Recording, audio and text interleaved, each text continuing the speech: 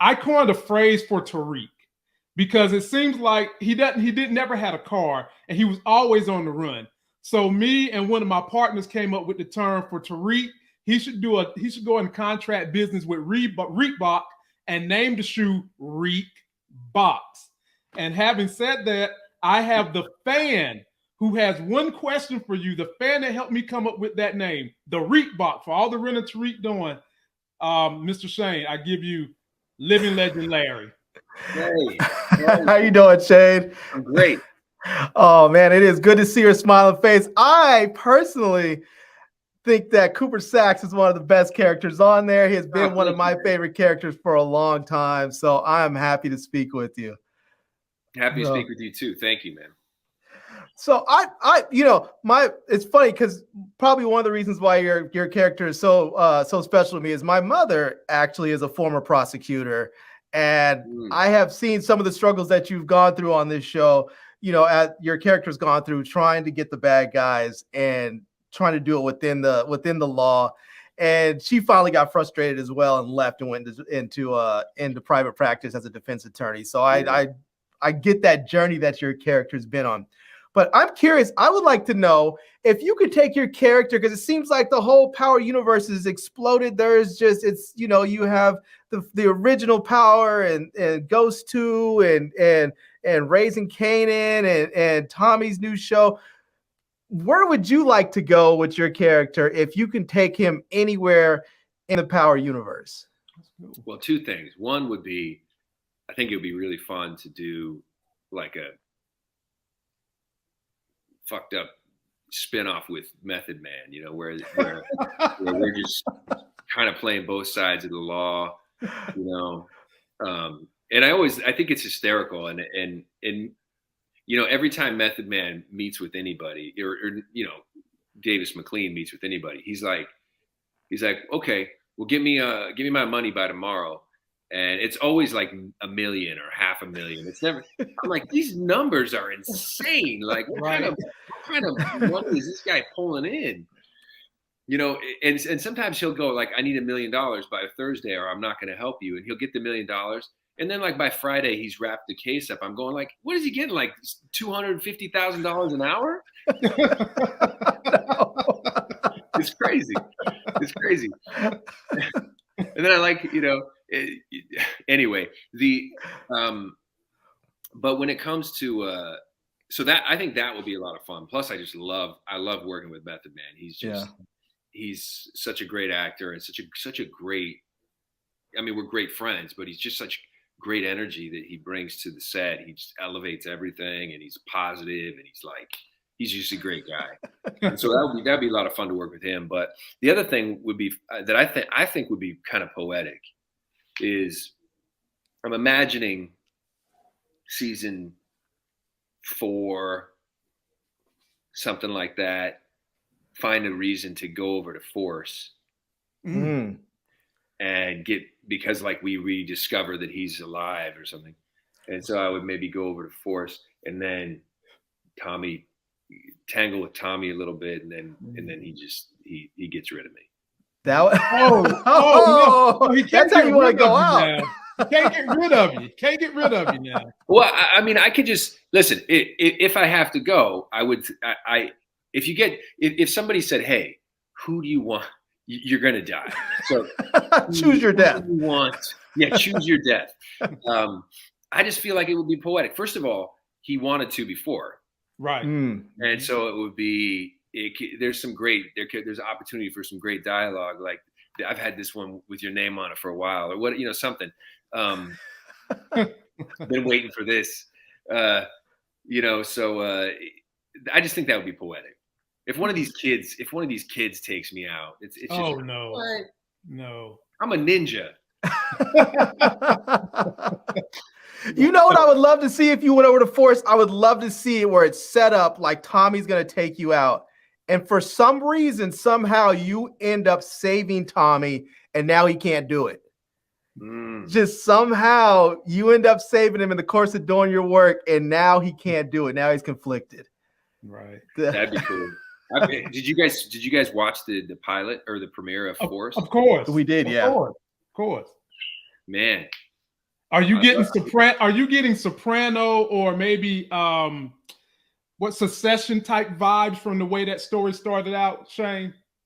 Yeah, I mean, listen, I think the reality is initially what they have to do is just lay the groundwork for like, what is this story going to be, and what is he bringing to Chicago, right? Like, what is the framework going to look like, and who are the main characters and all that. What I think that they have going for them already right out the gate is it's got that sexiness and all that, and that and the violence and all that. They got all the things that they need in terms of the setup. But they have some really great actors over there too, man. Oh yeah, Christy Laughlin and they've got a Shane. Diamond Isaacs. I don't know if his name. I think his character's name is Diamond. His name's Isaac. He's the big dude that got out of prison. Yeah. I was really. He didn't even have much to say. I was just impressed with his presence and his ability to have a lot going on in stillness. I always am impressed by that. And then I love Tommy Flanagan, the head honcho boss guy, who's been around forever. I mean, I've loved that dude since Braveheart. You know what I mean? Right. He was great in that, and Sons of Anarchy. Yeah. Sons of Anarchy. He was good in that. Yep. So he's been around forever. Yeah. So Larry, I appreciate you. Yeah, they've got some great actors over there, and I mean, it's already a hit. I think I just saw Joe posted something that they had the highest ratings for a premiere on Stars ever. Yeah. Well, if they ask you for any ideas when they go back to the writer's room, I know they're supposed to do a show with Lorenz Tate's character. I would love to see the government start investigating his character, the congressman, for his involvement maybe with Tariq, and have you come on as a special investigator since Jenny has got you back on the straight and narrow. I would love to see that happen, and then you get to go after Tate now. That would be a lot of fun. Yeah. I mean, it would be interesting. That would be cool. I could see. I mean, listen, there's so many possibilities. I mean, there could be a situation where Tariq saves my ass, or vice versa. I mean, he's in a situation and I save him, and it kind of creates this truce between us. Maybe I could just be legit working with Method Man and going, yeah, you're right. It's all about the money. I have a feeling that's not going to happen though, because that tension between the two of us is too fun to kind of play. So, but I think there's so many possibilities. I listen, this is one of those rare, as an actor, one of these rare, incredible blessings to get to do something for.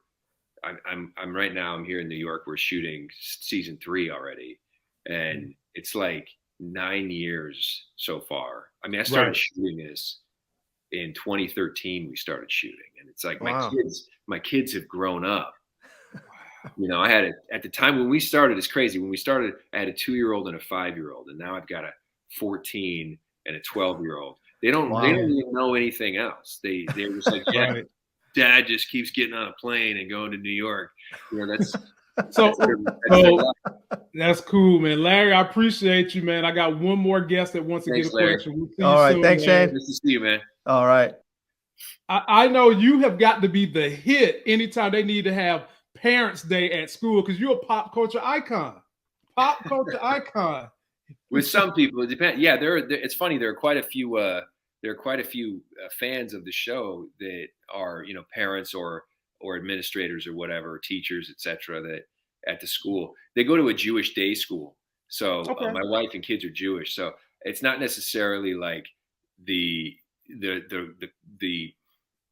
target audience, but it surprises me sometimes. People will come up and be like, "Hey, man, you're doing a great job on the show. I love you." And I'll be like, that's really, like, I had no idea, like, like another dad or something who's got his little daughter there. And I'm like, this is unbelievable that you watch the show. So, I mean, we obviously have fans all over the world. It's crazy. Exactly. You got to accept the superstar, my man. And another person that loves that superstardom you have is someone who's right around the corner from where you guys are filming.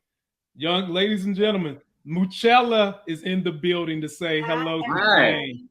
Hi, how are you? I am fine. You know we love to hate you, right? No, I love it. We love to hate you, but you did look out for Tariq this season.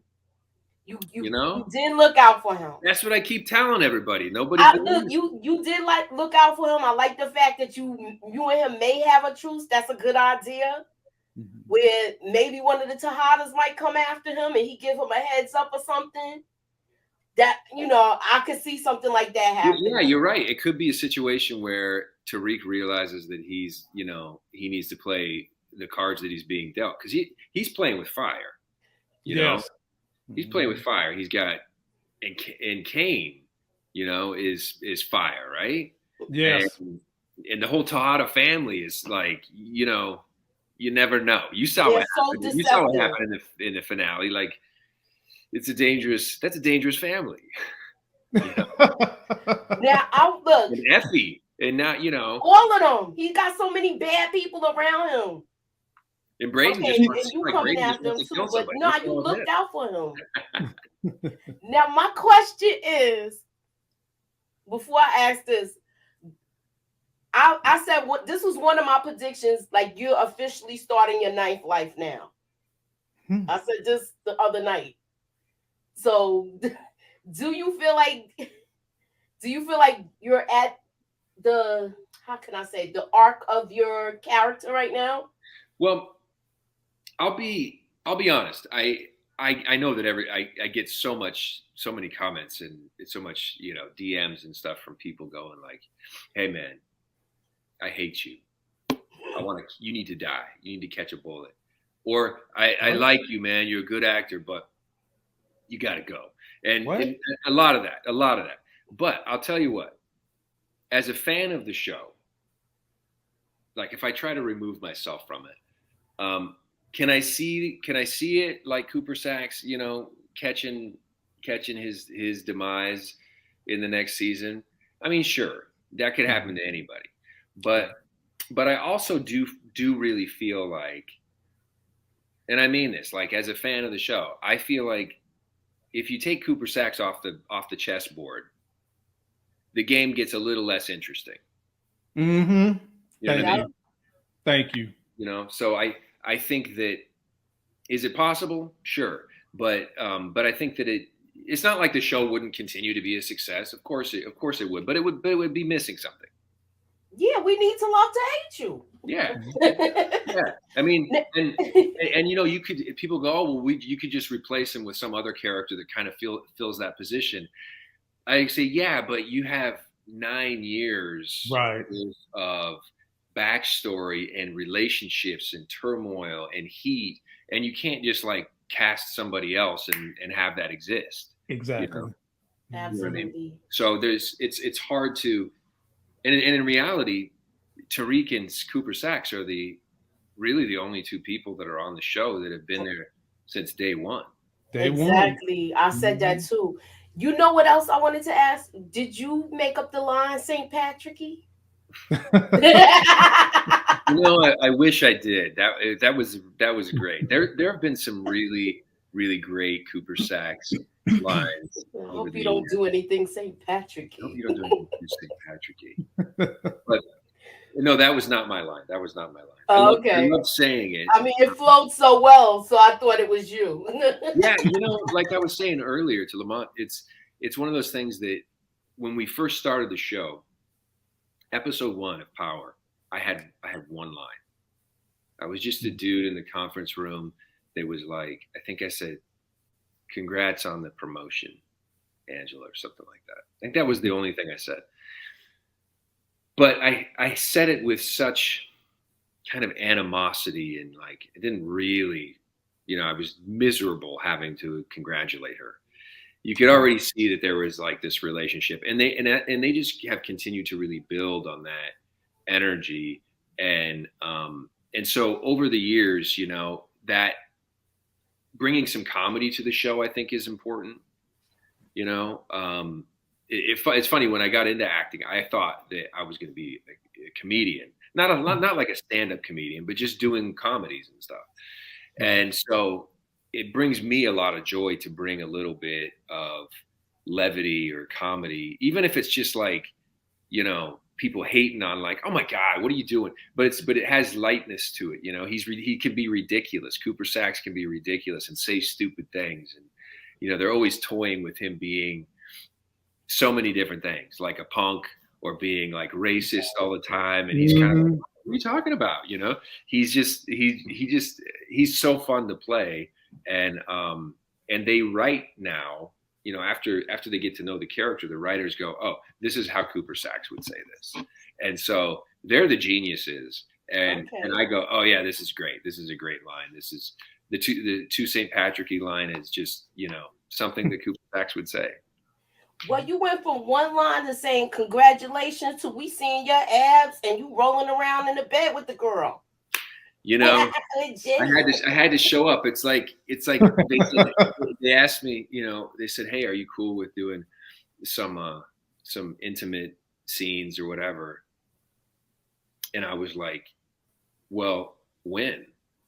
And they said, well, you know, a few months from now or whatever. So I was like, well, I got to get ready because listen, I'm on the show with all these kids now. And it's funny because, you know, on Power, most of us, the audience probably, and also like the main cast members, we were all like in the same age bracket. Right. Yeah, true. Jerry Ferrara, who played Proctor, Omari's like a few years older, 50's about the same age. Joe and I are about the same age. You know, we're all in that same pocket. And so, and now a great, you know, we've kind of built on our audience and a lot of it's younger. And so sometimes I get people going like, you old ass, this and that, get, you know, I'm like, where's this old ass stuff coming from? And I'm like, oh, that's right. A lot of these guys that are watching the show are like 25, you know? Right. And so my point is I was like, if I'm gonna be half naked here on this camera, I got to show up or these guys are going to come for me. Oh yeah. Right. They already don't like you. Now yeah, see, like, they're going to come for me. So Shane, what you didn't read was on the very last time that the ladies seen your abs, some of those same ladies that hated your guts all the way up to that episode, all of a sudden, oh, I like Cooper now. Oh, he's sexy. I like Cooper now. That's how it went. Cooper Saxe. I know people be talking about you dancing on Instagram though. Yeah. I gotta do some more of that. I was telling him earlier that, you know, dancing was my first love. I love dancing. I would love to get to do a gig where like dancing was an involved part of it. I really love that.